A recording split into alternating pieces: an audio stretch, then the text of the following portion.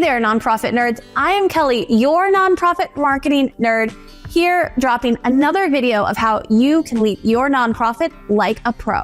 Today, we're talking about something so important, and those are the crucial roles and responsibilities of a nonprofit board member. This topic is so important, we're actually revisiting my most watched video with over 23,000 views, all about the roles and responsibilities of a nonprofit board member. But to keep things interesting, we're going to walk through the roles and responsibilities through my new fictional friend, new board member, Malcolm. Thanks, Kelly. Hi, everyone. Now, before we dive too much, I want to remind you that I do provide this content entirely for free. So please make sure to like, subscribe, and comment below with any insights you got from this video so I continue to provide future content to nonprofit nerds just like you. Meet Malcolm. He's a new board member ready to make a difference. But like many new board members, he really doesn't know what his roles and responsibilities are. He just wants to help. So let's break it down for him and for you too. First, let's talk about governance, the board's primary responsibility. Malcolm quickly learns from other board members that his job is not to get bogged down in the day-to-day operations or be micromanaging. Instead, his role is to focus on the big picture, setting the organization's strategic directions, ensuring financial stability, and monitoring to making sure overall performance of the organization is done well. And honestly, this is where most nonprofit boards go wrong. They don't focus on governance. They get swept into the enticing complexity of operations. You know, that micromanaging stuff. Malcolm quickly learns that his role as a board member is not to solve all the problems, but to ask all the right questions to lead the organization in a positive direction. Next, let's talk about the second role and responsibility of a nonprofit board member, and that is fiscal oversight. Now, Malcolm did not become a board member because he wanted to become an accountant. In fact, he has no background in accounting or bookkeeping. But he quickly learns that it is his responsibility to make sure there's fiscal oversight and the organization is financially strong and healthy. As a board member, he's responsible for approving budgets, overseeing financial reporting, reviewing financial statements, and ensuring resources are used wisely. He's not expected to crunch the numbers. He's expected to understand them. Now, let's talk about something that, yes, is a board member responsibility at a nonprofit, and that's fundraising.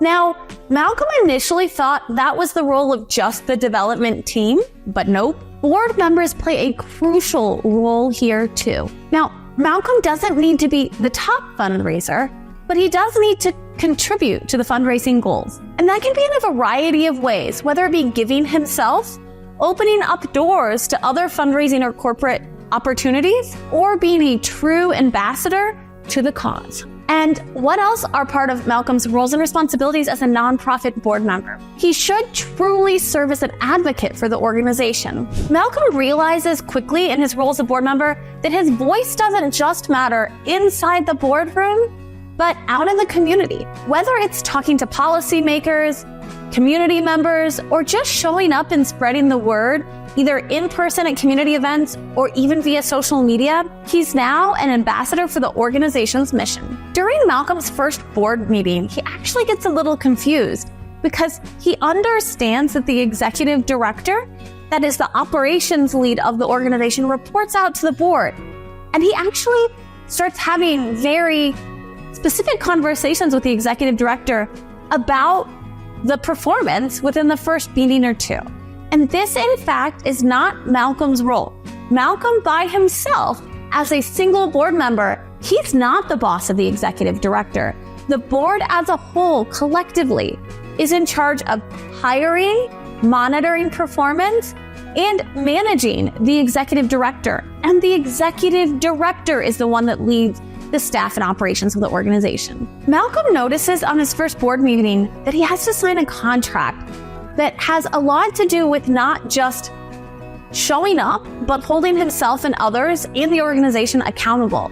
And this is a key responsibility of a nonprofit board, holding the organization accountable. This includes not just collectively managing the executive director, but ensuring that every decision the organization makes is focusing on reaching the mission of the organization and striving towards the vision.